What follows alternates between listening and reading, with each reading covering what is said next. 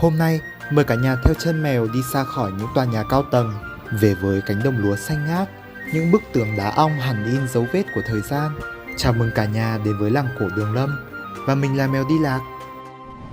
Làng cổ Đường Lâm cách Hồ Tây Hà Nội khoảng 44 km về phía Tây Bắc. Đến với nơi này, điểm dừng chân đầu tiên của mèo chính là đền thờ Phùng Hưng, người đã lãnh đạo nhân dân lật đổ ách đô hộ tàn bạo của nhà Đường, và đền thờ Ngô Quyền, người đã dẫn đầu đoàn quân đánh tan quân Nam Hán trên sông Bạch Đằng, chấm dứt hoàn toàn hơn 1000 năm bắc thuộc của dân tộc Việt Nam. Điểm chung giữa họ đều là những vị anh hùng kiệt xuất có quê hương ở làng cổ Đường Lâm, vùng đất thiêng được mệnh danh là đất hai vua. Không gian đền xanh mát, bóng cây che phủ những bậc thềm đá đã đi qua bao mùa sương gió, tạo nên một không khí trang nghiêm, thành kính cho bất kỳ ai tới đây. Ồ, nhưng mà mèo đang đi thì trời lại đổ mưa cả nhà. Mưa càng lúc càng to, mèo đang lo quá. Mưa to này. Ôi trời ơi, mưa to rồi. Bắt đầu mưa rồi. Mọi người chạy nhanh ra xe đi. Ngày hôm đó mèo còn chưa kịp viếng thăm lăng mộ của vua Ngô Quyền nữa. Hu.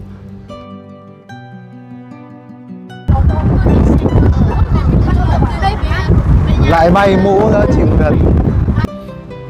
Đến với làng cổ Đường Lâm, một trong những trải nghiệm khác không thể bỏ qua là ngắm nhìn những con đường và những ngôi nhà được tạo nên từ lớp đá ong có đặc điểm rất nhẹ, xốp, có khi càng để lâu dưới thời tiết nắng mưa lại càng trở nên rắn chắc hơn nhờ quá trình tinh kết oxit sắt. Loại vật liệu này có khả năng cách nhiệt tốt, giúp không gian bên trong luôn mát mẻ vào mùa hè và ấm áp vào mùa đông. Khi dùng để lát đường, đá ong lại chống trơn trượt và thoát nước nhanh. Bảo sao dù hôm đấy đi trời mưa mà mèo chưa bị vấp lần nào, hi hi, may thật. Các ông bà, các bác ở đây vẫn giữ gìn được những nếp nhà cổ trước biến động của đô thị hóa. Có mái ngói rêu phong, có mùi tương nếp đậm đà níu chân những người lang thang như mèo ngay từ phía cổng. Mèo có cuộc gặp gỡ nhỏ với các ông ở đình làng Mông Phụ, nơi thờ thành hoàng làng. Rằng ngôi đình được dựng lên ở vị trí cao nhất trong làng, giữa không gian khoáng đạt, hội tụ linh khí, đem lại sự bình an, hưng thịnh cho cả làng. Cái nhà này rất là đẹp luôn này. Đối với một đứa gà gô thành phố như mèo, trong một ngày mưa lâm thâm, khi được ngắm nhìn những con đường làng quanh co, chiếc giếng cổ đã tồn tại qua gần một thế kỷ, thấy cây đa đầu làng thâm nghiêm, những vòm cổng rêu phong đứng trầm mặc giữa dòng chảy của thời gian và năm tháng. Trên con đường mèo đi, có những ngọn cỏ xanh mơn mởn, có cánh đồng lúa xanh ngát ở phía xa xăm. Khung cảnh ấy thật đẹp đến nao lòng.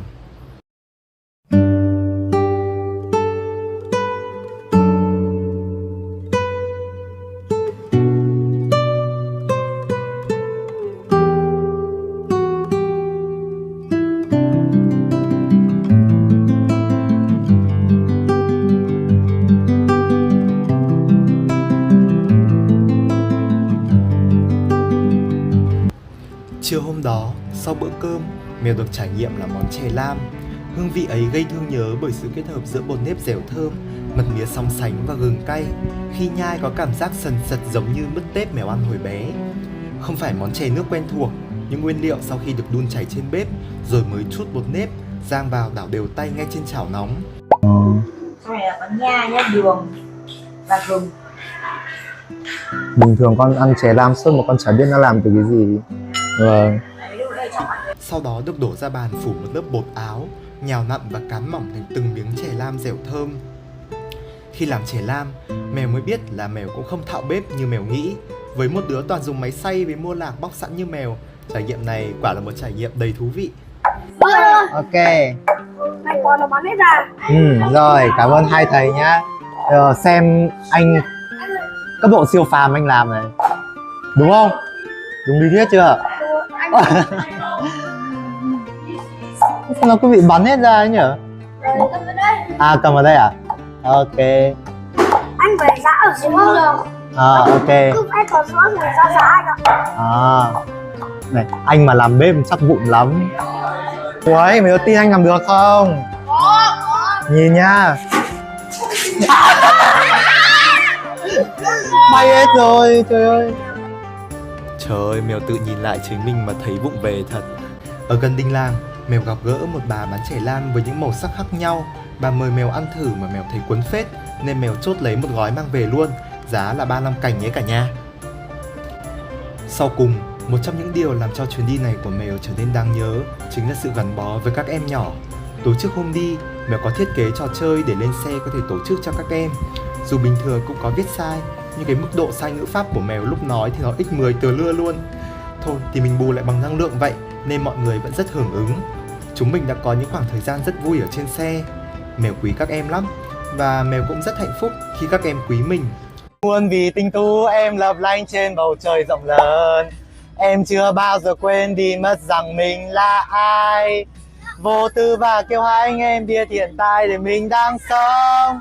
Hoa màu bức tranh cuộc đời em biết trên nào. Sống hết mình, sống tròn phút giây chân tình.